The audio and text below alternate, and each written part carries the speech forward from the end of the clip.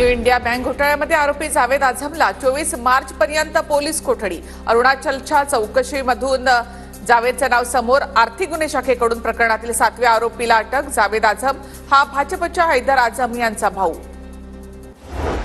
Coastal रोडच्या बाजूला उभारण्यात आलेला समुद्र विहार आणि गार्डन लवकरच सुरू होणार। प्रियदर्शनी पार्क ते वरळी या 7.5 किलोमीटरच्या पट्ट्यामध्ये उभारण्यात आलेला आहे आकर्षक गार्डन। यावर्षी पावसाळ्यापर्यंत हे गार्डन सुरू होण्याची शक्यता। पावसाळ्यापूर्वी नालेसफाई पूर्ण करण्याचं मुंबई महापालिकेचं नियोजन। निविदा प्रक्रिया पूर्ण झाल्यामुळे पुढील आठवड्यापासून प्रत्यक्ष कामाला सुरुवात होणार।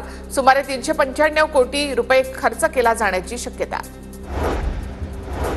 मुंबईच्या छत्रपती शिवाजी महाराज आंतरराष्ट्रीय विमानतळ येथील T1 आणि T2 परिसरामध्ये प्रीपेड ऑटो रिक्षा सुरू होणार। 1 जून पासून प्रीपेड ऑटो रिक्षा सुरू होणार। मुंबई पुणे एक्सप्रेसवेवर खालापूर टोल नाक्याजवळ एका टँकरला शिवशाही बसची धडक। गंभीर अपघातामध्ये बसचा चालक केबिनमध्ये अडकला तर काही प्रवासी जखमी झाल्याची माहिती। जखमी प्रवाशांवर पुण्यामध्ये उपचार सुरू, तर टँकरमधील रसायनाची गळती सुरू झाल्यामुळे तज्ज्ञांकडून उपाययोजना।